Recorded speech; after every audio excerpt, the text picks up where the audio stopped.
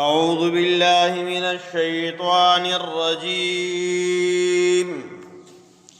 بسم الله الرحمن الرحيم إنا أرسلناك بالحق بشيرا ونذيرا ولا تسأل عن أصحاب الجحيم صدق الله العظيم. سورۃ بقرہ لنبے سپارہ اور 119 نمبر آیات مبارکہ.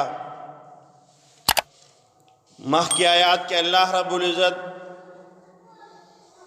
د یہود و نصاراو متعلق او فرمائل چی دا خلق دا سے مطالبے کئی او وی دا خبر چی اللہ رب العزت مون سر خبر ولی نہ کئی. اللہ دے مون سر خبریو کی او دا سے سنخ نخانے او سدلائل او سا معجزی دی تعالی در کی مون بتا پیغمبرو منو. اللہ فرمائل دی یہود و نصارا و مشرکینو کم سوالون و اعتراضون کی دق شانتی مخکینی قومنو حضرت موسیٰ علیہ السلام نا دا حضرت عیسیٰ علیہ السلام نا او دارنگی دا حضرت نوح علیہ السلام نا دا شان مطالبے کلی دی دا شان دی سوالوں نے کلی دی. فرمائی بدی آیات مبارکہ کی مفسرین ذکر گئی جناب نبی کریم صلی اللہ علیہ وآلہ وسلم دا خلقو داوی غم او درد و وسریو چی دا مشرکین ایمان ولی نروڑی، دا یہود و نصارا ایمان ولی نروڑی، دیو با جہنم تلالشی پا دی غم و درد و سریو دی غم و درد وجنا. اللہ رب العزت جناب نبی کریم صلی اللہ علیہ وآلہ وسلم تا دا تسلی دا پارا دا آیات نازل کے اوراوی لے گا. اللہ فرمائی انا ارسلناکا بے شکمون رالے گلیتا بالحق پد حق دین سارا رختنے او حق دین دے دا مدر کڑی دے نو تپ حق باندے تپ دے غم جن کے گم لنبی تاثر چکم دین دے دا حق دے کم سڑے پا دے باندے عمل نکی دا منی نا پتا ایمان نراوڑی پا دی قرآن باندے ایمان نراوڑی دا کس جہنمی دے. بیا اللہ فرمائی بالحق بشیرا و نذیرا بشیرا زیر ورک ان کے تپا حق دین مونگ را لے گلے حق دین مو در کڑے دے او زیر ورک ان کے آیا خلقو تا کم خلق چی مومنان دی ایمان والدی اطاعت کون کو دا پارا زیر ورکون کے کم سڑے ایمان راوڑی دا توحید عقیدہ اختیار کی شرک پریدی نو آئے خلق دا پارا تا صحیح بشیر زیر ورکون کے خوشخبری ورکون کے خوشخبری ورکے آتا جنت خوشخبری دا اللہ تا رضامندے خوشخبری دا اغا دا قبر دا خکول زندگی خوشخبری دا اغا پا دنیا کی دا خکول جن خوشخبری دا او دا قبر نباد ہمیشہ دا پارا دا جنت خوشخبری دا دا چا دا پارا دا کم چے اطاعت کون کی دی او اطاعت کون کے آخلق دی چاچے ایمان نہ وڑے دی. او دارنگی اللہ رب فرمائی وَنَذِيرًا او یرون کی آیا خلق دا پارا خلق دا پارا تا یرون کی کم خلق چے اطاعت نکی نافرمان دی او دا طول نلوی اطاعت نکول دا شرک اختیارول دي، په شرک باندې قائم پاتې کېدل دي. دا ټول نه لوی نافرمانی ده. نو هغه خلکو دپاره چې کوم په شرک باندې ولاړ دي، په شرک باندې زندگی تیری، نو هغه خلکو دپاره ته یروونکې د دنیا زندگی په دنیا کې به په مختلف قسمه عذابونه راځي، مختلف قسمه د الله طرف عذاب به راځي. او دارنګې بیا د مرګ سره سره به همیشه دپاره د سزاګانو او دارنګې د ذلت زندگی به شروع کیږي. د کفارو هغه خلک چې کفار دي، یهود دی او که نصارا دي، جناب نبی کریم صلی الله علیه وسلم یو حدیث مبارک کې ذکر کوي، فرمایي زما د قسمی په هغه ذات باندې چا چې زه رالیږلی ما چې چا زما د امت نه چا په ما ایمان را نه وړو، هغه یهودي دی او که نصرانی دی، دی به همیشه لپاره جهنم ته ځي، دا جهنمی دی. نو چې کوم خلک د الله د حبیب اطاعت نه کوي، ایمان پې را نه وړو، په قرآن ایمان را نه وړو، او د الله پیغمبر آخري پیغمبر او نه منه، دا خلک جهنمیان دي.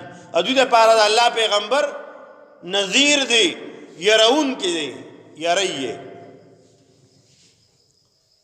ګوره الله رب څومره شفیق ذات دی چې امت ته خپل بندگانو ته د پیغمبر په ذریعه باندې هغه خبر هم رالیږي، وعیدونه چې دا کار دی وکړو، ګورئ د الله په عذاب کې به مبتلا شي، د الله په پکړ کې به مبتلا شي. که داسې نه وي موږ به نافرمانۍ بیا کولی که نه؟ الله دې موږ ټول د نافرمانۍ نه وساتي. کم نافرمانی انسان کوي د پیغمبر علیه الصلاۃ والسلام د هغې نه منع کړې ده، د هغې نه هغه موږ ته مخې ته شي، علما موږ ته بیان کړي، نو موږ د هغې نه ځان بچ کړو. نه فرمایي ولا تسألو، او تپوس به نشي کولی تانا ان اصحاب الجحیم، دا جهنم والو خلقو په متعلق. خلق چې کوم جهنمیان دي دا هغوی متعلق به تا پوښتنه نه کېږي، د الله پیغمبر به خپه و او یې به سوچ به یې کو، غم به ورسره و، دا خلک خو به جهنم ته لاړ شي. د دغې غم د وجې نه الله پاک دا آیات نازل کړ، ته غمجن کېږه مه، ته موږ په حق دین رالیږلې، یروونکې مې، زیرې ورکوونکې مې، بیا هم په تا باندې څوک ایمان نه راوړي، نو دا ستا خلک په زور باندې مسلمان کول دا پیغمبر کار نه دی. هیڅ یو پیغمبر ته دا نه دی ښودلی شوی چې خلک په زور مسلمانان کا، نه، دعوت ورکا، دین اسلام ورته بیان کا، د الله وحدانیت ورته بیان کا، د الله دین ورته بیان کا. بیا چې انسان دین ته نه راځي، اسلام نه قبلی، وحدانیت نه قبلی، شرک اختیاری، په دې کې بیا پیغمبر په دې کې مجرم نه دی. د پیغمبر کار وما علینا الا البلاغ، د پیغمبر کار خو رسول دی امت ته، خبر رسول دی. هغه الحمدلله هر پیغمبر په احسن طریقه باندې خپل امت ته دا پیغام رسولی دی. اوس هم تبلیغ حضرات دغه فکر کوي چې بھئی د قیامت په ورځ به زمونږ نه دا تپوس کېږي، د مسلمان نه به تپوس کېږي کافر ولې جهنم ته لاړه. دې نه دا مراد نه دی ښه، دې نه مراد دا دی تا ته پیغام رسولی دی که نه دی رسولی. ډېر خلک داسې تاسو بار بار اورئ، د جماعت خلک ویني او ایمان راوړي او خوشحاله شي او په جړا شي، وی کاش تاسو لږ مخکې راغلی وې، زما مور پلار دنیا نه دقسې لاړله. دا ایمان دا کلمه هغوی ته رسول پکارو.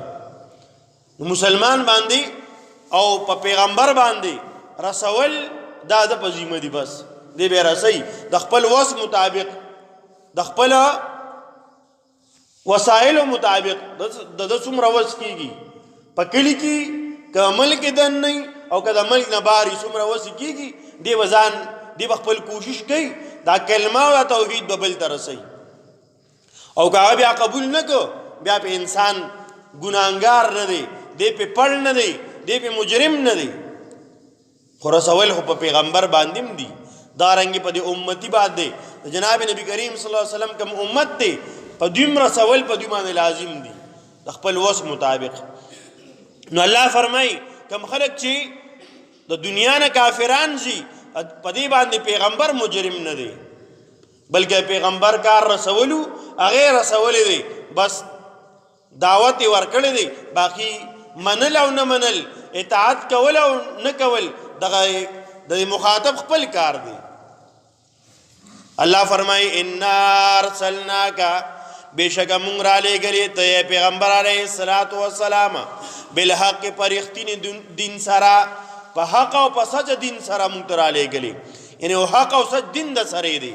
بشیرا و نذیرا زیر ورکوونکي اطاعت کوونکو دپاره، کم خلک اطاعت کوي د هغوی دپاره ته زیرې ورکې، خوشخبری ورته ورکې. و نذیرا او کم خلک چې اطاعت نه کوي، مشرکین دي، نافرمانه دي، دا خلکو دپاره ته څه یروونکي، دا پلانکې ګناه دې وکړه د قبر عذاب به، دا ګناه دې وکړه د آخرت کې به دا سزا ملاویږي، دا ګناه دې وکړه دا سزا به ملاویږي. دغه د یری امت دی، دا کارونه یرولی دي چې کوم د الله نافرمانه دي. او دغه مونږ په احادیث مبارکو کې مونږ ته اوسه پورې موجود دي، علماء کرام احادیثونه مونږ ته ذکر کوي. ولا تسألوا او تاسو بنشي کولی تا نه اے پیغمبر علیه الصلاۃ والسلام ان اصحاب الجحیم، د دوزخیانو په باره کې د دوزخیانو په حق لبتانا تپوس نه کیږي دی ولې دوزخ ته لاړل، دا خو دوی خپل کار دی. الله رب العزت موږ ټول مؤمنان مسلمانان کی الله رب العزت